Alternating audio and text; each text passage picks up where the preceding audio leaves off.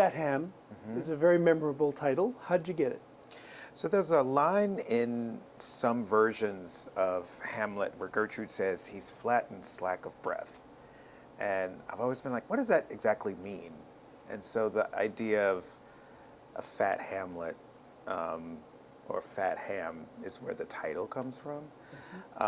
It's also like, the fat of the ham is like the best part. It's the most flavorful part. And so I feel like the play wants to like be the most flavorful thing that somebody can experience. So it's a combination of those two ideas together. It's a riff on Hamlet, the word Hamlet with ham.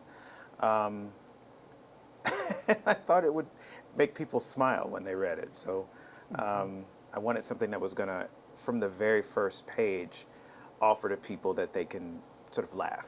What you did here is take one of the great tragedies of the stage and turn it into a comedy. A lot of people would not have thought that this would end up being a comedy. How did that happen in your mind? Well, I have a weird relationship to tragedy.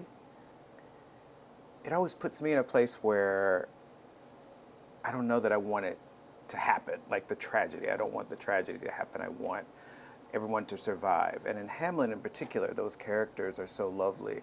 I just want Gertrude to sit down and talk to Hamlet. I just want Claudius to like do the right thing and confess what he's done. And that never happens.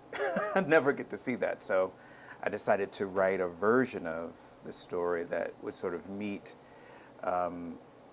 what I wanted or what I was curious about. And I guess that's the major impetus. I'm also really curious about the humor in Shakespeare's tragedies and like what happens if you lean into that, the humor of the circumstances. Like a ghost comes to you and says, your uncle killed me.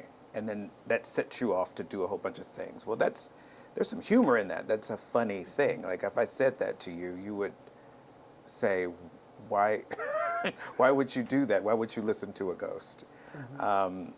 And so, at the very core of it is this thing that I think is kind of funny. Why did you set it where you have, in a family barbecue? Well, I'm originally from North Carolina, where barbecue is a big part of the culture there. And cooking out is a big part of my family's traditions. And, it's a place that's outside where people pass through, and the energy of a barbecue is just so alive and exciting. And I felt like it would be a great place to like plop these characters with their issues, their tensions, all of the things that they've got going on, their history. Put some good food in front of them and like have some secrets be revealed or have some tough questions be asked of each other. I love the line in the play, and I'm not going to get the line right here, I know, but the line is something like, we can choose pleasure over pain. What is the correct line? But Pleasure over harm, yeah. Pleasure over harm. Yeah. And that was very powerful. Pleasure over harm. Is that something you really want the audience to leave thinking about and sort of looking at their own life? Yes. I mean, the moment that I realized that that was something I had access to, it really changed my relationship to everything. And I started to try to live my life in such a way that everything that I do or everything that I try to make, I'm trying to find the pleasure in it.